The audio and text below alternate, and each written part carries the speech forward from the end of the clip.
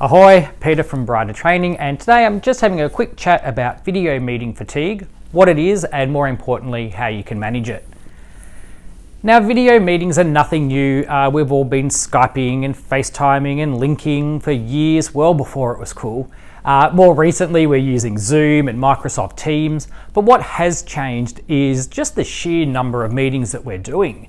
As a result, we're starting to see something that psychologists are calling Zoom fatigue or video meeting fatigue.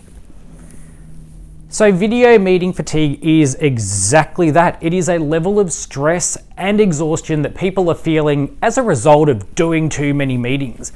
Especially during the current COVID-19 situation, there's even people finding that they're doing just a lot more meetings in general, and some people are going from weekly catch-ups with their manager to having video meetings 2 or 3 times a day. So managing or being part of a remote team just requires really different processes and tools when you compare it to a centralized team. And unfortunately, there's a lot of people out there at the moment that are just using video meetings for any interaction at all. So when I ask them why they're doing that, the most common reason I'm hearing is because video meetings are engaging. So the question I would like to explore today is, are they really? So just like animations in a PowerPoint slide, video meetings certainly have their place, but there's just some really important factors to take into account to make sure that they are effective and sustainable. So to answer the question of, are they good? We're going to look at the good and the bad of video meetings and just see how we can make them more engaging and sustainable for your team. First of all, let's start with the good things. Working remotely and more importantly, having the technology to do video meetings has really contributed to the broader innovation across a number of industries. People who never had the option of working from home can now do so. So it's encouraged people to come up with entirely new processes, entirely new ways of working, and I think that's a really good thing. The ability to work remotely has meant a better work-life balance. There's no travel, people have better management of their time and their energy. So once again, really positive for a lot of people. And of course, most people are fairly social. So video meetings give us a way to connect even when we can't work side by side in an office. However, you can't just replace one form of communication with another and expect to get the same result. I'll give you an example. We've been working with some sales teams recently who of course can't see their customers. So as a result, they're replacing face-to-face meetings with faxes and telephone calls. So we surveyed some of those customers and we found out that they're receiving an additional 60 faxes or upward of 100 telephone calls extra per day from sales representatives and suppliers. So not really adding any value to them. So the same happens when we do try and replace one process with another without adapting it to the situation or considering the broader context. In this case, replacing live meetings with video meetings. So what actually causes the level of fatigue that we're experiencing?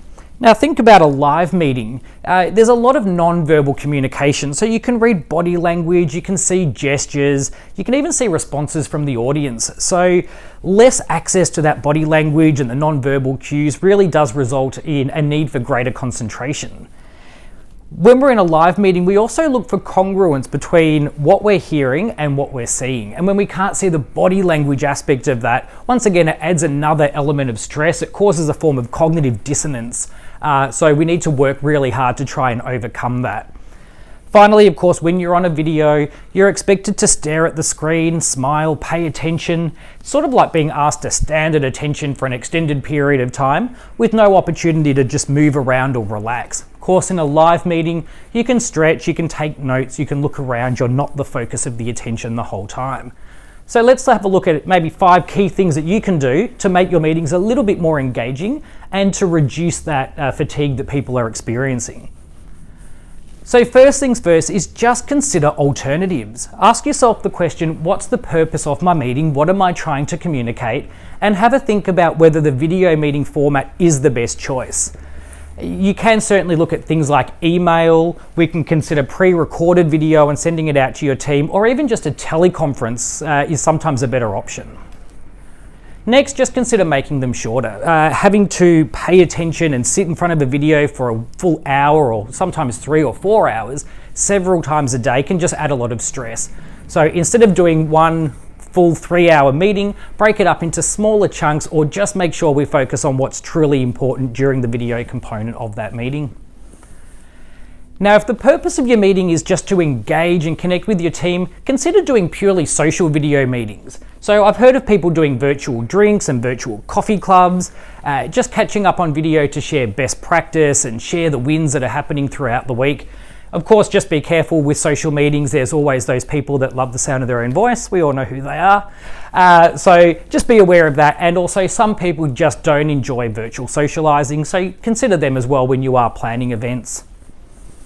Now, next, planning and structure. It is a little bit different when we run a remote meeting, and there's some other considerations we need to look at. We mentioned body language earlier as being a cause of stress and fatigue. So instead of sitting right in front of the webcam where people can only see your face, consider stepping back or setting up a camera in a different way so people can see more of your gestures and more of your body language. You may also want to consider just having the presenter only have their video active so that other participants do get a chance to disconnect and have a break. Certainly schedule informal breaks within the meeting, especially if they're going for over an hour. And really importantly for video meetings, have a clear plan and stick to it. Because you've got these additional stresses coming in, it's really important that you just stick to the topic, stick to the agenda, don't let the meeting go off on other tangents, or that will once again really add more stress to your meeting as well. Finally, be interactive. The whole point of using video is to be engaging and connect. So use polls, throw questions out to your audience just like you would in a live meeting. Consider energizers. There are some great energizers out there.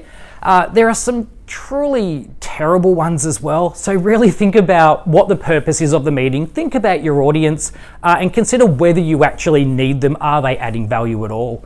And finally, think about using the best technology. At Brighter Training, we use things like the Microsoft Surface Hub, which allows us to interact with our presentations. When people actually dial in or connect to our video meetings, they're also able to write on the electronic whiteboard. So Microsoft Whiteboard, Microsoft Teams, different hardware can really add a collaborative element to your meetings as well. So there you have it. Hopefully that's given you a little bit of food for thought and a bit of insight into how you can make your video meetings more engaging and more sustainable in the long run. So to discuss further training needs on this or any other topic, reach out anytime via our website. Details are below. Otherwise, thank you, and we'll see you next time.